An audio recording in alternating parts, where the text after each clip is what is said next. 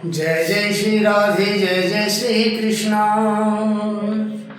मंगलम भगवान विष्णु मंगलम गरुड़ध्वज मंगलम पुंडरीकाक्ष मंगलाय तनो हरि। मित्रों, मैं पंडित महेश पारसी नाम वृंदावन से आपका अपना चैनल ज्योतिष सेवा वृंदावन, उसी चैनल के माध्यम से आप सभी प्यारे दर्शकों का हार्दिक स्वागत है, आपका अभिनंदन है। आज बात करते हैं मीन राशि की। मीन राशि का दिसंबर का महीना कैसा जाने वाला है। पहले ग्रह स्थिति की बात करते हैं। राहु आपके लगन में बैठा हुआ है। बृहस्पति जो मीन राशि के स्वामी हैं वो तीसरे घर में है। मंगल आपके पंचम भाव में है, नीच के बैठे हैं। केतु आपका सप्तम भाव में है। सूर्य बुध की जो स्थिति है वो आपके 9th हाउस में है और शुक्र की जो स्थिति है वो आपके 11th हाउस में है। शनि आपके 12th हाउस के अंदर बैठे हैं, 12वें घर के अंदर। सबसे पहले बात करते हैं स्वास्थ्य की। बृहस्पति मालिक बनते हैं और बृहस्पति तीसरे घर में बैठे हैं, थोड़ी सी पावर कम होती है तीसरे घर में बृहस्पति की। हालांकि मंगल अच्छे हैं, त्रिकोण में हैं, आपके सूर्य भी अच्छे हैं, वो भी त्रिकोण में बैठे हैं जो बृहस्पति के मित्र हैं। अच्छा लाभ देंगे, तो कोई खास ज़्यादा परेशानी नहीं होगी। लेकिन राहु का लगन में बैठना थोड़ा सा सिर दर्द दे सकता है, आपके सिर में दर्द दे सकता है। आप ज़्यादा सोचेंगे तो आपके सिर में दर्द हो सकता है। और खान पीन का थोड़ा ध्यान रखें, तो बृहस्पति आपके तीसरे भाव में है, वो खान पीन का ध्यान रखेंगे तो क्योंकि बृहस्पति जो है हमारे कुंडली में शरीर में मोटापा देने के कारक होते हैं और पेट के भी कारक होते हैं, लीवर के पेट के कारक होते हैं, गैस वगैरह के भी कारक यही होते हैं। तो खान पीन का थोड़ा ध्यान रखें इस महीने में। तो सर्दी का समय आदमी जो नहीं चाहता है कई बार वो भी खा जाते हैं। खान पान का ध्यान रखें, बाकी आपको कोई दिक्कत नहीं आने वाली है। अगली बात करेंगे आपसे पंचम भाव की। पंचम भाव के स्वामी बनते हैं चंद्र देवता और यहाँ मंगल बैठे हैं नीच के।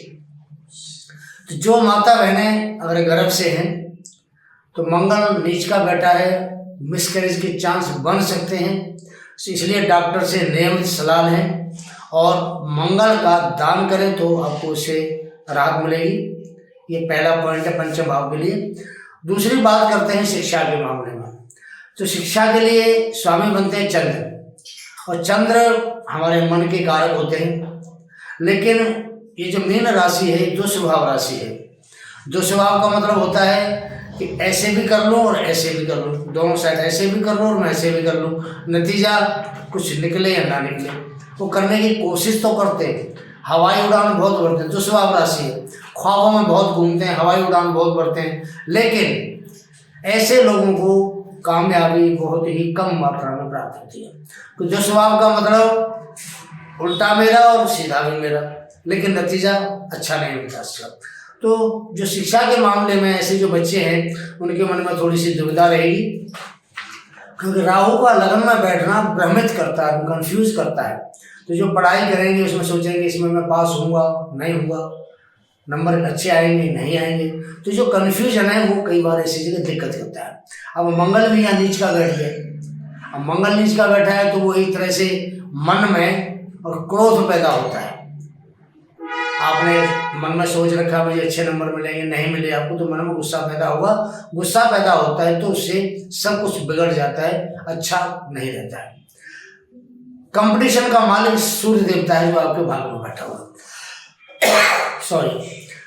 कंपटीशन में आपकी जीत हो सकती है, क्योंकि सूर्य आपके त्रिकोण में बैठे हैं और ये नवम भाव में पिता के कारक भी बनते हैं, राज के कारक भी होते हैं, सरकार के भी कारक सूर्य होता है। तो कंपटीशन के मामले में आपकी जीत होगी। कोई भी छात्र किसी प्रकार की कंपटीशन की परीक्षा देना चाहता है, प्रतियोगिता में हिस्सा लेना चाहता है, उसको कामयाबी अवश्य मिलेगी। पंचम भाव होता है प्यार का, लव का, रिलेशन का। तो यहाँ थोड़ी सी मंगल के बैठने से एक मन में कुछ एक अजीब दुविधा सी पैदा होती है कि मंगल नीच का कभी अच्छा होने का भी संकेत देता है, कभी थोड़ा सा गड़बड़ होने का भी संकेत देता है। लेकिन बृहस्पति तीसरे भाव में बैठा है, काफ़ी हद तक वो ठीक है। तो प्यार, मोहब्बत, लव रिलेशन वाले जो जातक हैं उनके लिए जो महीना है मेरे हिसाब से तो उनके लिए मिला जुला रहने वाला है। मंगल के बैठने से थोड़ा सा ईगो भी पैदा हो सकती है, कोई छोटी छोटी बातों पे आपस में कोई मनमुटाव डिस्प्यूट पैदा हो सकता है, उससे थोड़ा आपको बचना पड़ेगा। बाकी ठीक है, मिला जुला रहेगा महीना आपके लिए। संतान के लिए ये एक अच्छा प्लानिंग का समय भी नहीं है इस महीने में, तो कोई प्लानिंग अगर करना चाहते हैं, मंगल नीच का है तो प्लानिंग ना करें तो अच्छा रहेगा। हालांकि मंगल धन भाव का और भाग्य का मालिक बनता है, लेकिन पंचम भाव में नीच का बैठा है और योगकार ग्रह बनता है मीन राशि वालों के लिए, लेकिन फिर भी पंचम भाव में मंगल का नीच का बैठना संतान को पैदा करने के लिए, संतान की चाहत रखने वालों के लिए ये महीना ठीक नहीं है।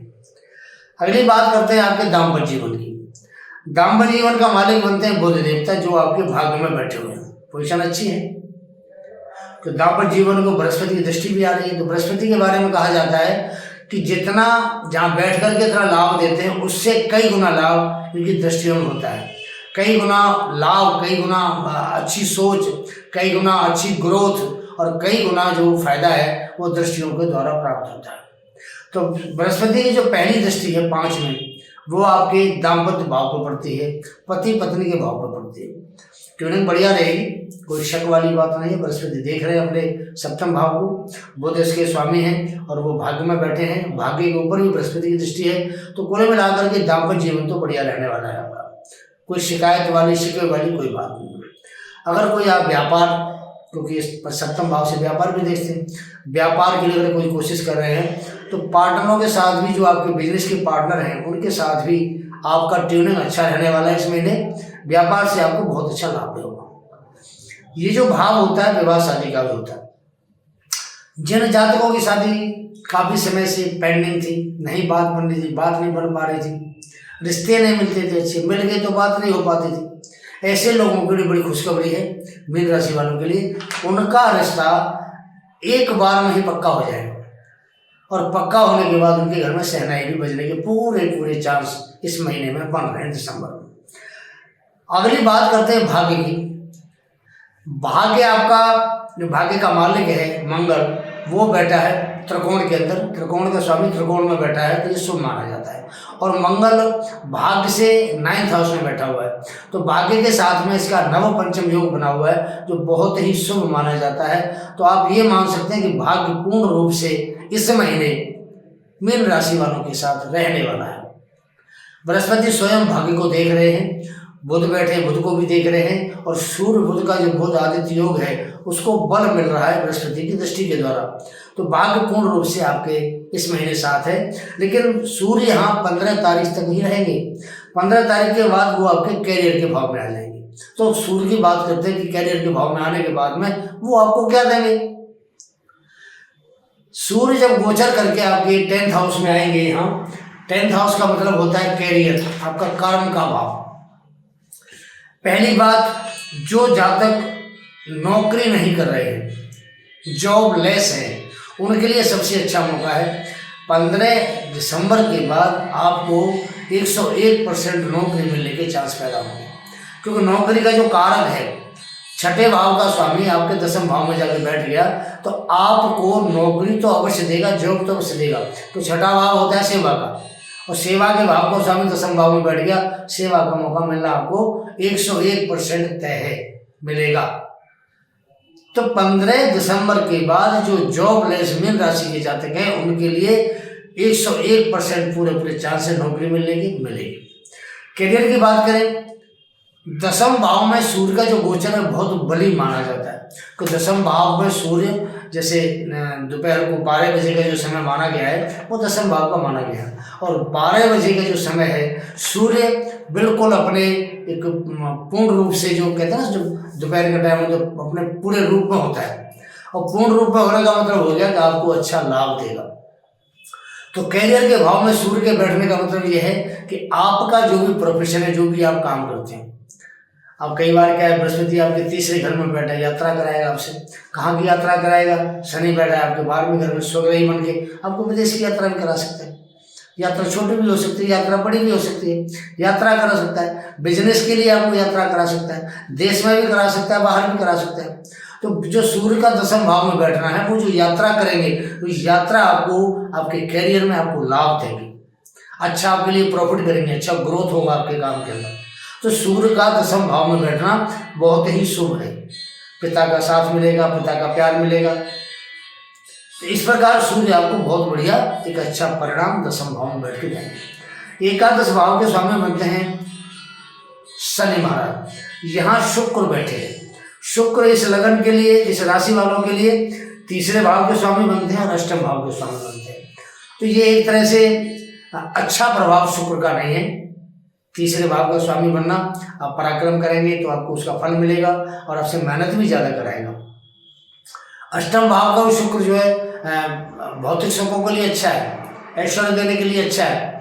लेकिन एकादश भाव में जो शुक्र का बैठना है, शुक्र होता है भौतिक चीज़ों का कारक, ऐश्वर्य का कारक, सुख सुविधाओं का कारक, अच्छा खाना, अच्छा पहनना, अच्छा जेवर ज्वेलरी, इस सब का कारक शुक्र होता है।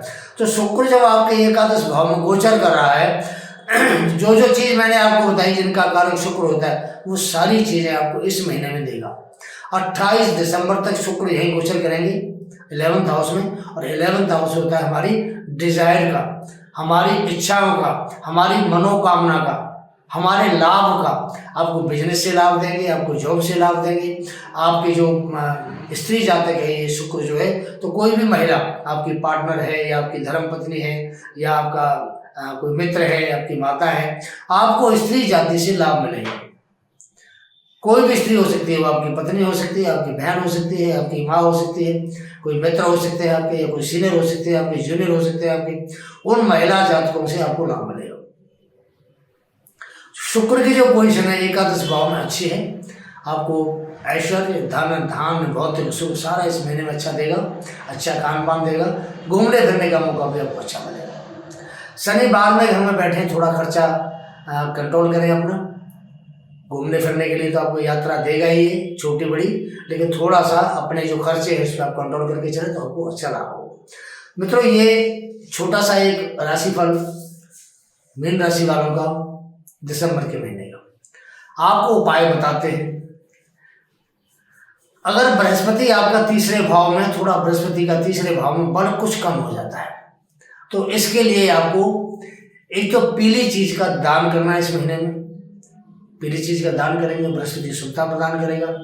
और जो मीन राशि के जातक अगर वो पुखराज धारण करते हैं तो उनके लिए पुखराज बहुत ही शानदार रत्न साबित होगा।